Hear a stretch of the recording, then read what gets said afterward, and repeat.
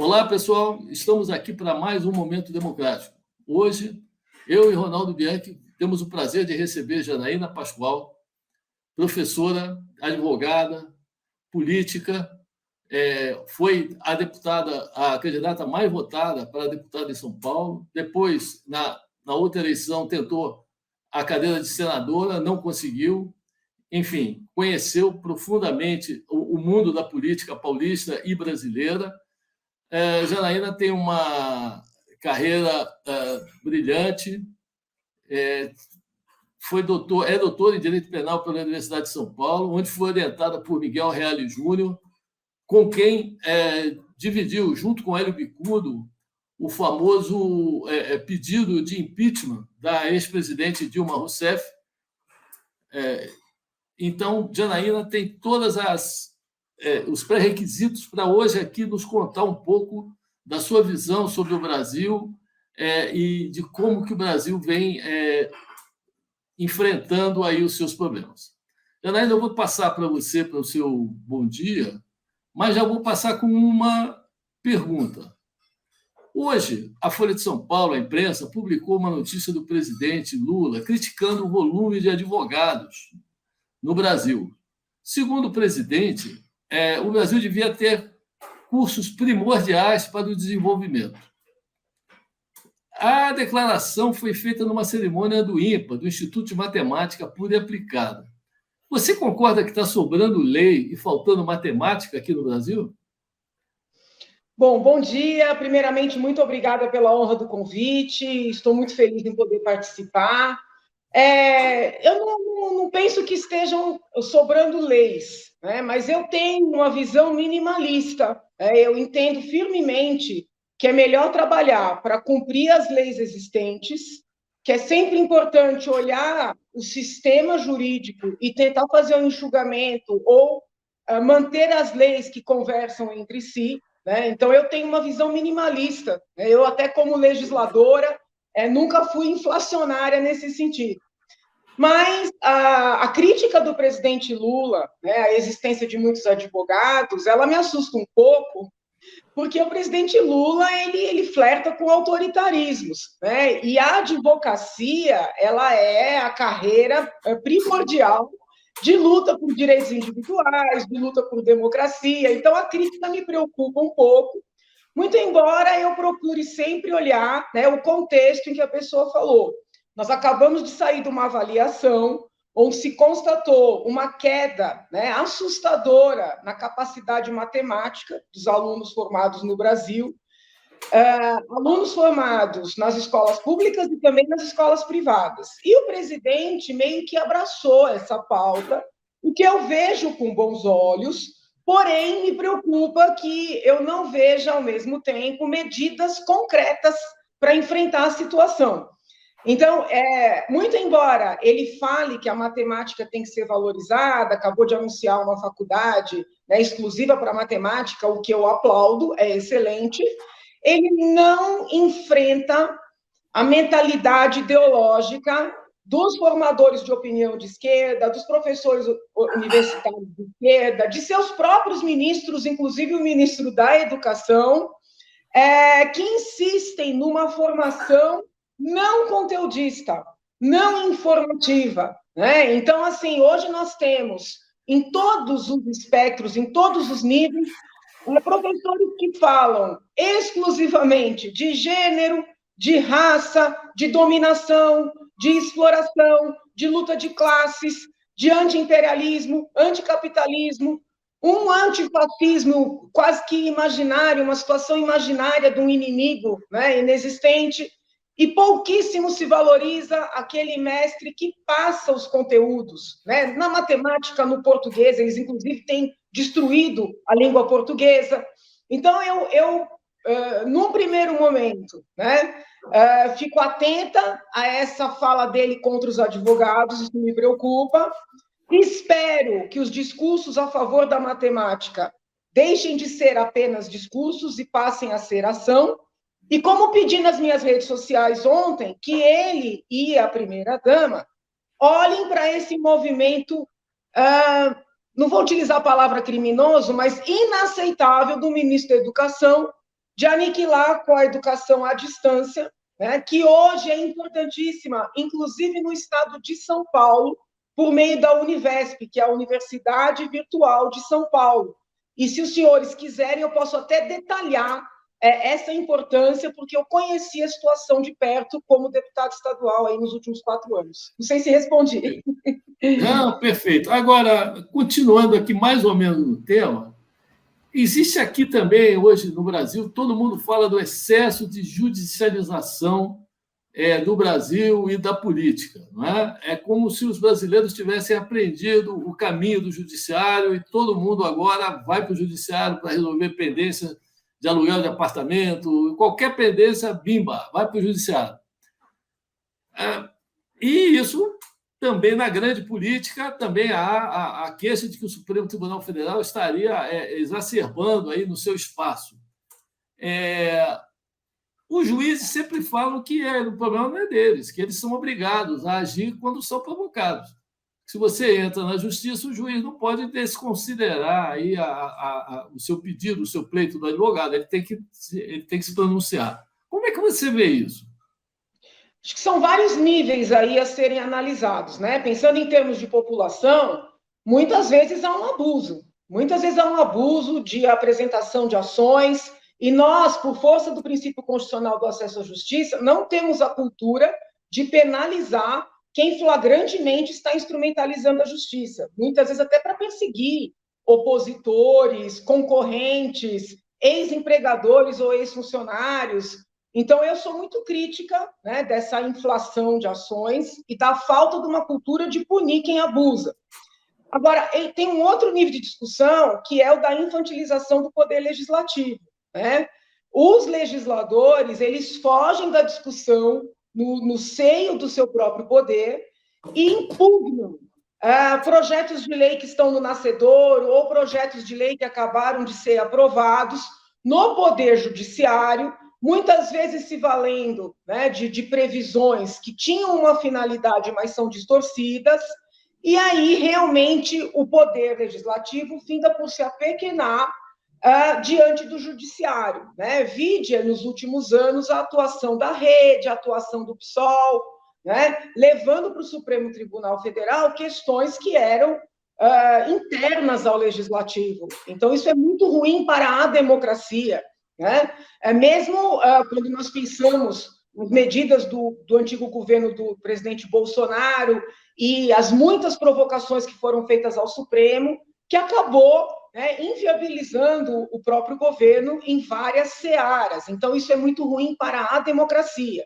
Agora, existe uma outra questão, que é uma atuação muito proativa, né, muito proativa do Supremo Tribunal Federal, em searas, né, antes não imagináveis. Hoje, o Supremo, ele não só descriminaliza comportamentos, ele não só toma decisões, né, no lugar do Poder Executivo, no lugar do Poder Legislativo, mas o Supremo Tribunal Federal cria crimes. Então, o Poder Legislativo, ele está sendo absolutamente suprimido em muitas searas, inclusive naquela que era inimaginável, que é a de criar crimes, né? O que vem acontecendo em vários casos concretos, em vários processos, em várias decisões, é algo assustador, porque tem a ver com o direito penal, que é o direito legislativo, da legalidade por excelência. Então, realmente, a crítica, o desconforto da população, de alguns parlamentares, de pouquíssimos professores que têm a coragem de falar, né, a esse respeito, esse desconforto, ele tem razão de ser. Janaína, nós estamos numa situação, num momento de pré-ditadura, existe um movimento a favor, inconsciente, de um sistema autocrático, porque a gente vê a forma com que o Supremo trabalha, a forma com que o Legislativo se acanha e, ao mesmo tempo, aceita o jogo do quiprocó, né, toma lá da cá. O Executivo, atualmente, não flerta o tempo inteiro com ditaduras sanguinárias da América Latina e de outros países, até com movimento terrorista como o Hamas, né? E finge que não vê, né? Então, nós estamos numa sequência que pode desembocar num sistema autocrático tipo russo ou tipo venezuelano. Bom, então vamos por partes. Nós estamos na América Latina, né? Quem vive na América Latina nunca pode ficar absolutamente sossegado com relação à democracia. Para além desse fato, nós vivenciamos um momento no mundo que é um momento de menos valorização das democracias. Há líderes no mundo que são flagrantemente autoritários, inclusive expansionistas, que, de certa forma, são aceitos, convivem, são referenciados, fazem parte dos grandes blocos, das grandes organizações. Então, a democracia ela vive um momento, hoje, de fragilidade, não só na América Latina, não só no Brasil, mas no mundo. Vide o conflito ali na faixa de Gaza, o conflito na Ucrânia, agora essa situação muito tensa aqui na nossa fronteira, né, envolvendo Venezuela e Guiana. Eu não sei como é que o presidente Lula vai lidar com isso, ele está tentando não se meter, o que vem assim mostra muita incoerência, com o procedimento dele diante dos conflitos mais longínquos. Se então, ele não se meter, os americanos se metem. É um momento de muita tensão, né? Um momento de muita tensão. Eu até vou ser indelicada aqui com as Forças Armadas, porque eu li uma matéria visível, né, dizendo que os tanques estão sendo mandados para aquela área de conflito e os tanques estão saindo do sul e devem chegar na área daqui a 30 dias. Eu fiquei apavorada, quer dizer, então, que se eles decidirem invadir aqui o nosso território, nós só seremos protegidos daqui a 30 dias. Então, são questões que... Vai estar ao alcance do F-5 da frota americana, não se incomoda. Sim, agora, veja bem, eu não ouso dizer que nós estejamos às vésperas de uma ditadura. Não me parece que estejamos. Eu ainda confio... Mas está em construção. Mas eu penso que nós precisamos ficar atentos, né? Porque é um presidente que faz parte de um grupo que, quando é para si, né, tudo pode, é a mentalidade desse grupo. E, diferentemente do ex-presidente Jair Bolsonaro, esse presidente conta com o apoio dos formadores de opinião, a classe artística, a classe universitária, em grande medida, a classe jornalística.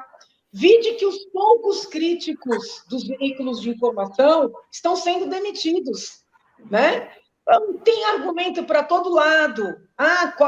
Corte de despesas, diminuição de equipe, linha editorial, mas eles estão sendo demitidos, em todos os veículos. Então, é um momento de apreensão.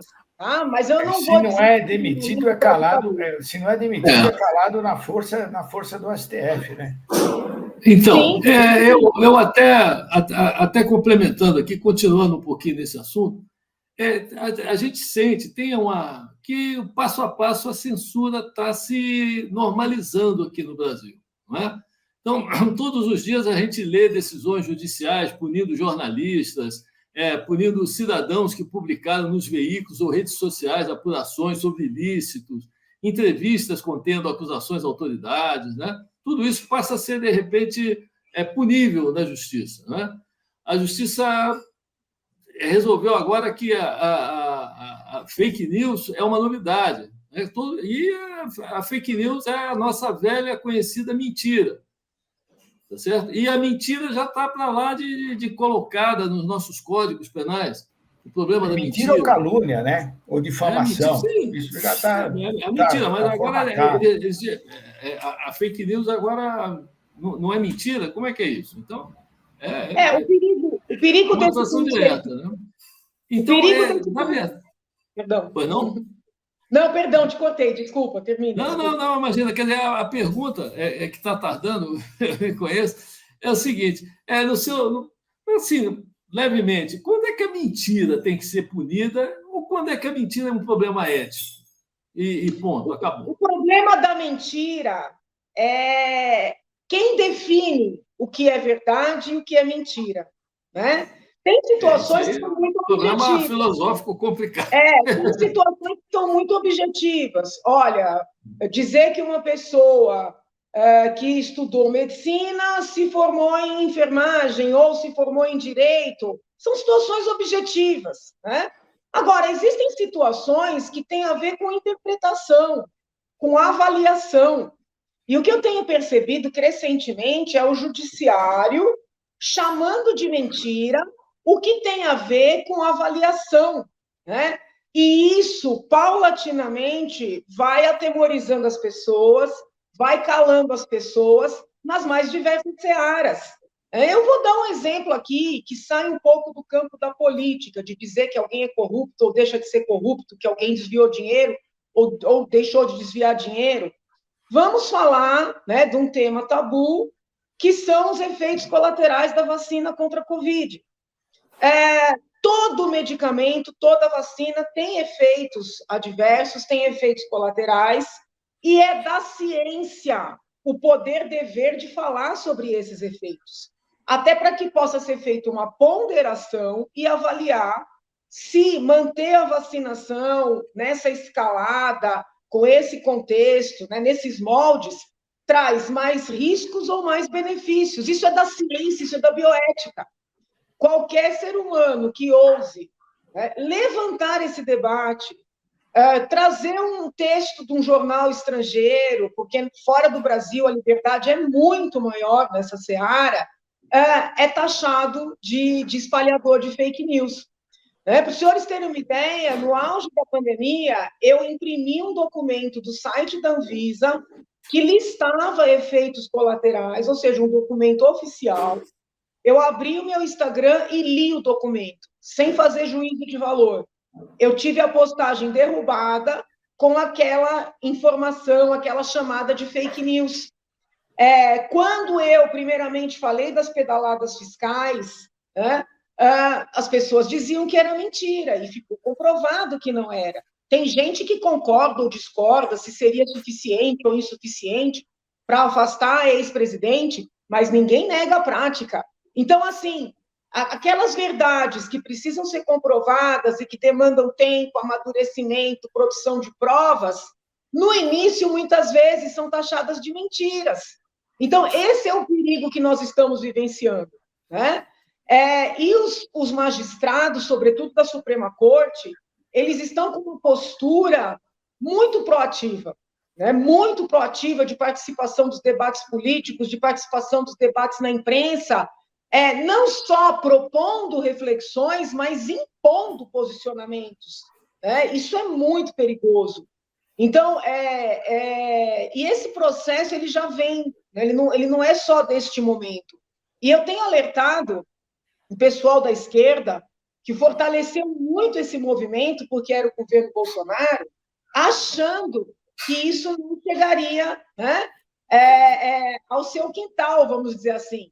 E agora, alguns entusiastas dessa censura estão sendo alcançados. Né? É a demonstração, muito embora a sanha de censura seja maior com a direita, alguns esquerdistas já estão sendo alcançados. Então, começam a perceber, né, o perigo do que nós estamos vivenciando, entendeu? Então, o meu medo desse conceito de fake news é o que é fake, né? O que é true e quem é que vai decidir, sabe? As pessoas não podem mais argumentar, né? Você não pode mais argumentar, porque enquanto você está argumentando, você está sendo impedido de falar. Recentemente, teve uma proibição por uma magistrada de publicar possíveis ilicitudes praticadas por um agente público.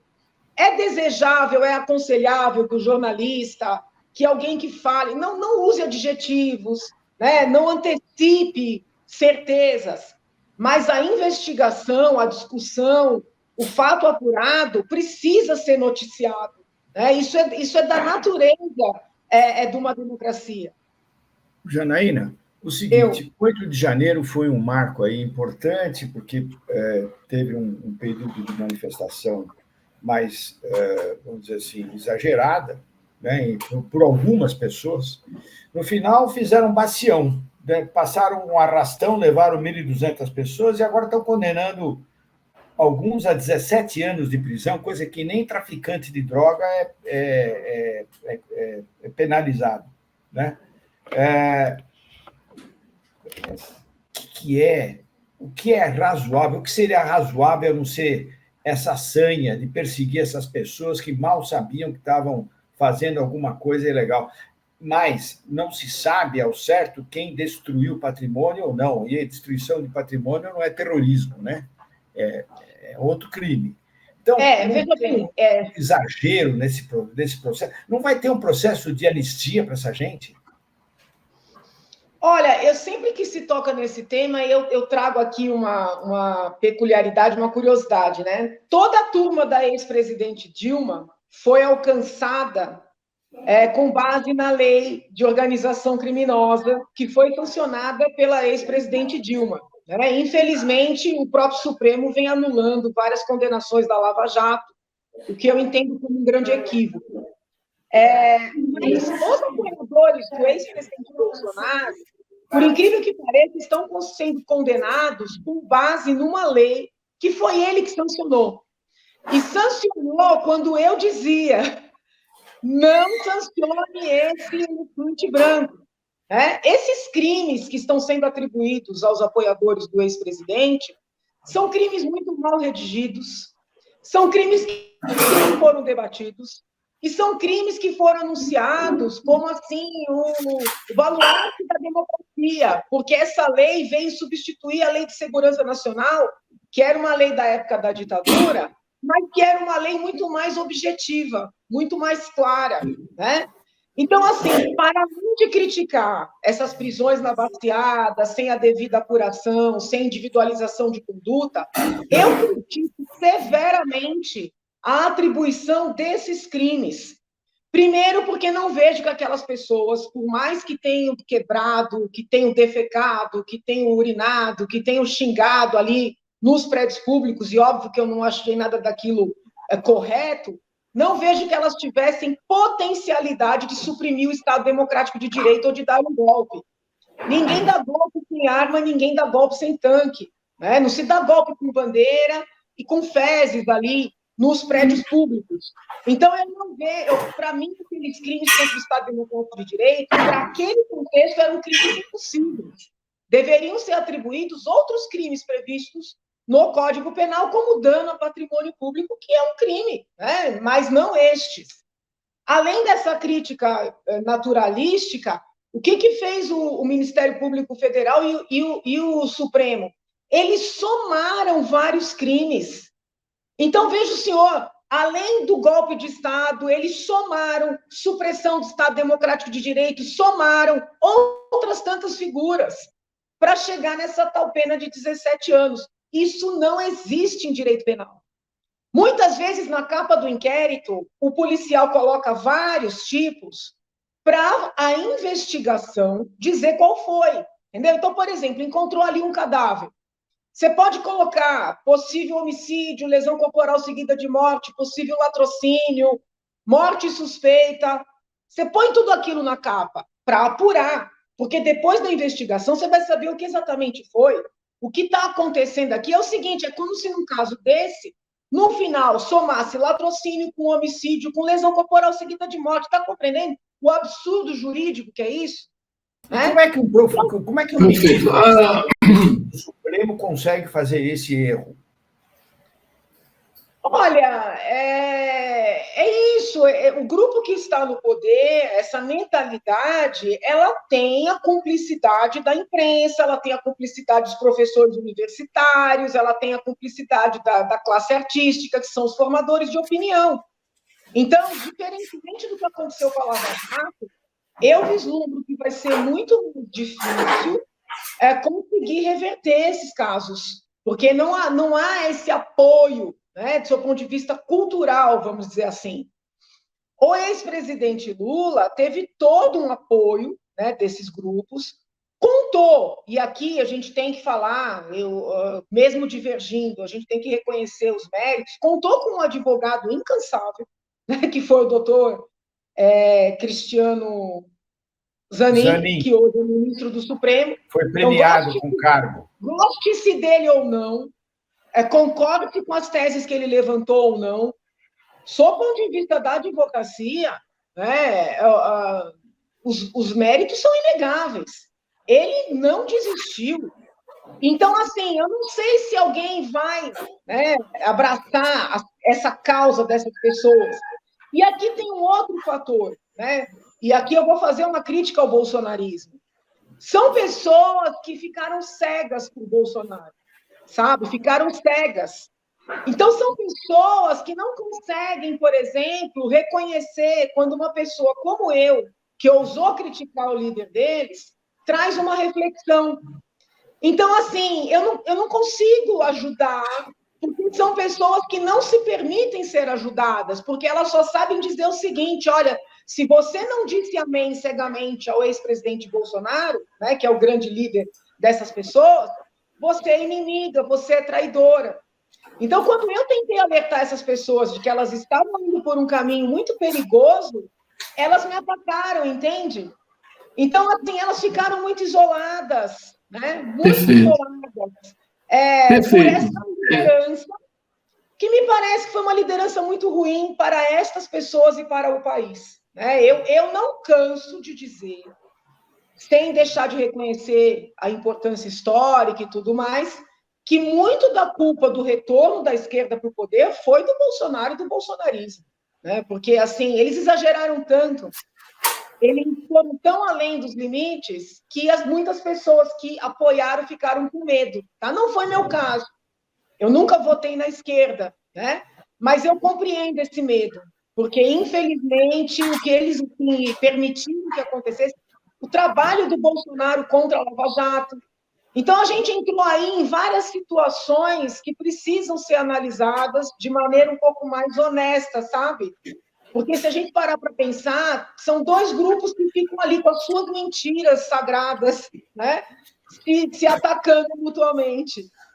Perfeito. Janaína, eu queria aqui mudar um pouquinho de assunto, aliás, mudar dentro do assunto, e falar da famosa palavra garantista, que entrou no vocabulário brasileiro. Há um ano atrás, ninguém sabia o que era garantista, e agora você vai tomar cerveja com os amigos e começa a falar de garantista. Então, para quem é leigo, como eu, não sou advogado, todo juiz devia ser garantista, devia se guiar pelo que a lei diz.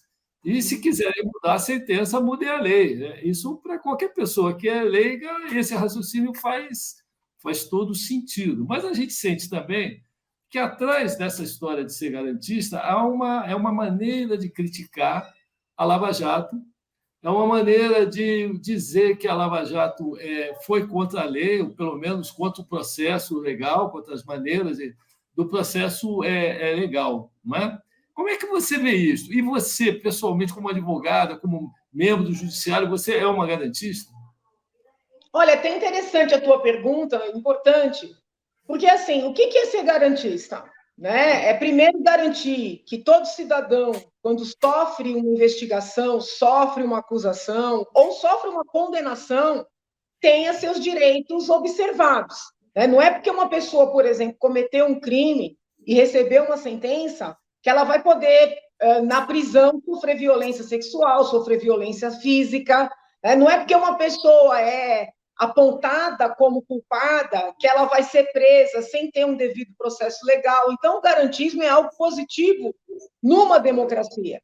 Mas acabou acontecendo, no meio do caminho, uma série de distorções. Né? Muitos entendem, tanto na esquerda, que exageraram essa visão garantista, como na direita, que demonizam, né, a própria palavra garantismo, mas muitos passaram a entender que ser garantista é negar a necessidade de um direito penal.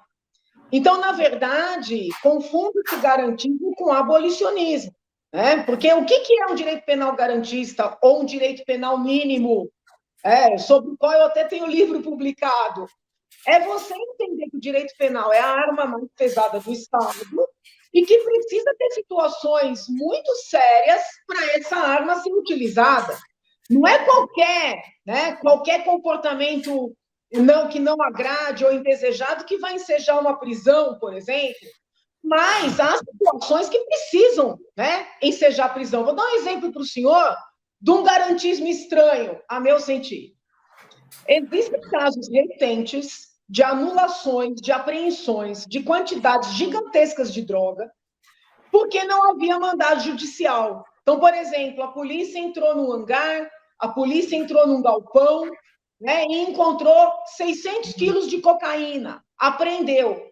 Chegou no Supremo Tribunal Federal, numa decisão pessoal, uma decisão monocrática, toda a operação foi anulada. Isso não é garantismo, porque não tem como justificar que uma operação em que 600 quilos de cocaína foram apreendidos possa ser anulada numa canetada. E aqui eu quero frisar, sem qualquer alegação da defesa no sentido de que aquela droga foi plantada, por exemplo, entendeu? Porque ainda se você tem uma apreensão e a defesa traz elementos a evidenciar que foi uma armação, entendeu? Que aquela droga foi colocada ali para prejudicar, por exemplo, o dono do galpão. Ainda se tem alguma alegação nesse sentido, eu compreendo uma discussão.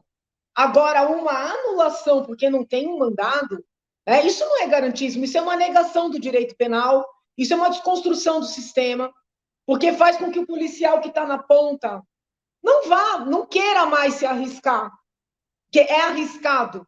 Você recebe uma denúncia, você invade um galpão, você pode ser metralhado, entendeu?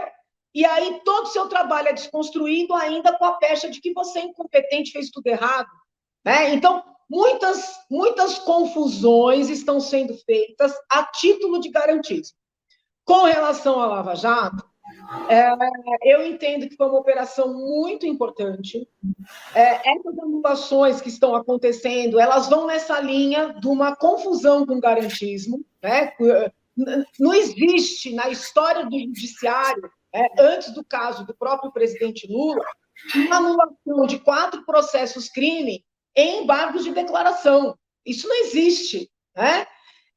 Então, eu critico muito essas anulações. Agora, eu sou professora de Direito e eu preciso, né, falar de forma que os alunos, os jovens promotores, juízes, delegados, advogados, não cometam os mesmos erros, né? A vaidade prejudicou muito a Lava Jato também, né? Quando você mexe com pessoas tão poderosas, que têm tanto apoio, né, das classes dominantes, você precisa ter muito cautela. Eles são as classes dominantes, né? Eles são a classe, eles já são as classes dominantes. Eles são. Não tem só o apoio, eles são. Eles pertencem. Isso. A vaidade ali, entendeu? De ficar falando em grupo de WhatsApp, de ficar se gabando, aquilo ali não foi correto. Não me parece que era suficiente para anular, quero deixar isso muito claro. Mas não é um comportamento correto, né? Talvez, se fosse um procurador da República mais maduro, o senhor pode dizer, mas também não teria tido peito para fazer o que fez. Pode ser, mas talvez tivesse tido mais cautela, né? Essa necessidade de aparecer, essa coisa de dizer que tem contatos com A e com B, que, na verdade, talvez nem tivesse, né? Mas acabou deixando um fio ali para prejudicar um trabalho importante, né, para a depuração no nosso país. Não sei se respondi. Não, respondeu. Janaína, infelizmente, a gente está aqui se aproximando aqui do final da entrevista e eu queria deixar uma pergunta final para você, que é o seguinte, a gente escuta sempre, né, dizer que o Supremo está mal populado, que saudade do Supremo de 20 anos atrás, que saudade do Supremo de 30 anos atrás. A Câmara dos Deputados hoje não tem os líderes que as câmaras dos deputados passadas já tiveram. Há sempre uma queixa que parece assim que o Brasil, e o mundo, isso vale para o mundo também, mas nós estamos falando aqui no Brasil, que nós estamos numa decadência constante, não é? Tem até a famosa piada do Ulisses Guimarães, né, que dizem, a famosa citação dele, né, você acha que esse Congresso é ruim? Espera o próximo. Dizem que uma vez ele respondeu assim ao jornalista que estava provocando ele. Eu queria fazer uma pergunta quase que brincadeira com você, mas assim, de 2000 para cá, quem piorou mais, a seleção brasileira ou o Supremo?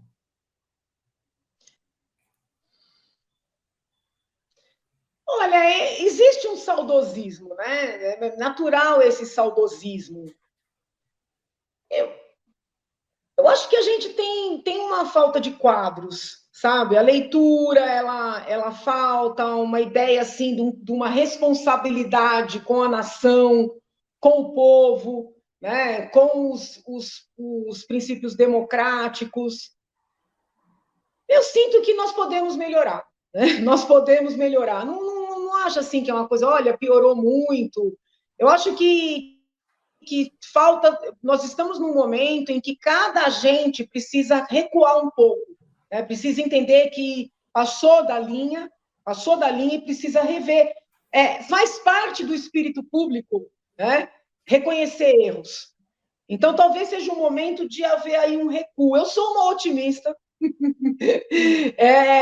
Eu sou uma otimista, né? Eu sempre estou pensando no futuro, sempre com aquela mentalidade que a gente pode construir um futuro melhor, mas talvez para construir esse futuro, essas pessoas que estão no poder neste momento histórico precisam dar um passinho para trás, beber um pouco na fonte da humildade, né? Eu acho que falta leitura, falta estudo, falta olhar as coisas boas que nós tivemos no passado. Tá num momento de recuo, é assim que eu vejo. É assim que eu vejo. As pessoas insistem muito em dizer estou certo, e aí nos dois polos, né? E vão assim adiante, e eu acho que a gente pode ter um conflito ruim para o nosso país, entendeu? Eu acredito que nós precisemos, nesse momento, fazer uma reflexão e dar um passo para trás. A direita, a esquerda, nos vários poderes, e qualificar, né? Falta qualificação. Eu fiquei 4 anos afastada da sala de aula, porque, como deputada, eu tinha um impedimento constitucional de dar aula na USP. Agora eu regressei. E eu percebo que, em 4 anos, os estudantes estão lendo ainda menos, né? E eu percebo que, muitas vezes, os colegas não se incomodam com isso. Está naturalizando. O conhecimento superficial, ele está naturalizado. Talvez por força das redes sociais. Então, acho que tem que insistir, né, em qualificar os quadros nos vários espaços de poder. Não sei se respondi, mas Não, eu acho que sim, eu acho que você deixou uma mensagem aí de reflexão, né, que é muito útil para todos, no sentido de que cada um fazer sua autocrítica, vamos chamar assim, cada um parar, olhar.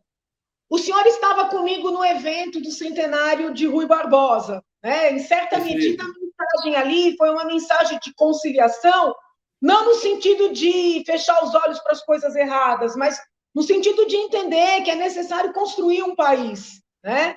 Exato. E a postura que está dada nos vários poderes, nos vários grupos, ela não é favorável para essa necessária construção. Mas vamos torcer, então, que isso prevaleça e realmente a gente chegue aí num momento melhor de convivência política aqui no Brasil, que essa realmente deteriorou, não há dúvida nenhuma que essa deteriorou nos últimos anos. Acho que isso é ruim para a direita, é ruim para a esquerda, é ruim para todo mundo. Você não conseguir falar, não conseguir ser escutado, não há política. Eu acho que aí é por aí. Então, eu queria deixar o programa aí para a sua despedida e agradecer aqui em nome do portal RC1 e espero que a gente tenha umas novas oportunidades aí, porque assunto não vai faltar. Eu estou sempre à disposição, uma alegria poder participar. Não sei se nos encontraremos, né, antes do final do ano, então quero desejar a todos aqueles que acompanham o programa um Natal muito abençoado, né, um 2024 de maturidade para todos nós como povo, né, e é isso. Muito obrigada, Papai do Céu abençoe muito. Até logo, então. Bom Natal para todos, realmente. E muitas pautas democráticas ganhem força no ano que se aproxima. Com certeza. Até logo, Janaína. Obrigada, queridos. Obrigado, então. Tchau, tchau. Até logo. Beijo grande.